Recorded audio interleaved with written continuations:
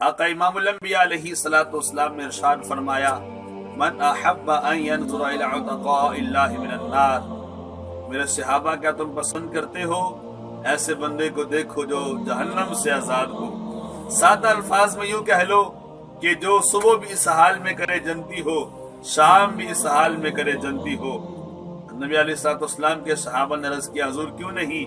فرمایا فَلْيَنْظُرْ إِلَى الْمُتَعَلِّمِينَ، بس اس کو دیکھ لو جو دین کا علم حاصل کرتا ہے۔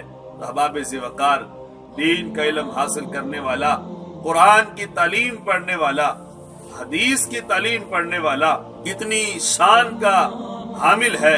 آقا امام الانبیاء علیہ السلام نے کتنی عظمت اس کو عطا فرمائی۔ تو اس مقام پہ میں یہ عرض کرنا چاہتا ہوں کہ جو دین کا علم پڑھتا ہے اس کو امام الانبیاء علیہ السلام نے اتنا عظیم مقام عطا فرمایا کہ وہ جہنم سے آزاد ہے۔ تو سوچو پھر جو دین کا علم پڑھاتے ہیں ان کا کیا مقام ہوگا، ان کی کیا عظمت ہوگی۔ اس لیے میں احباب ذوقار آپ کی بارگاہ میں یہ عرض کرنا چاہتا ہوں، علماء سے محبت کیا کریں، علماء کا ادب کیا کریں، علماء سے پیار کریں۔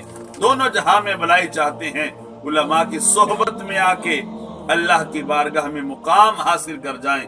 علماء کے پاس بیٹھیں گے، آپ کو قرآن و حدیث کا علم آئے گا، قرآن و حدیث کے علم میں آپ کے دونوں جہاں روشن ہو جائیں گے۔ رب ذوالجلال مجھے اور آپ کو علماء سے پیار، علماء سے محبت کرنے کی توفیق عطا فرمائے، دین کو سیکھنے کی، دین کو آگے پہنچانے کی توفیق عطا فرمائے، دین پر عمل کرنے کی توفیق عطا فرمائے۔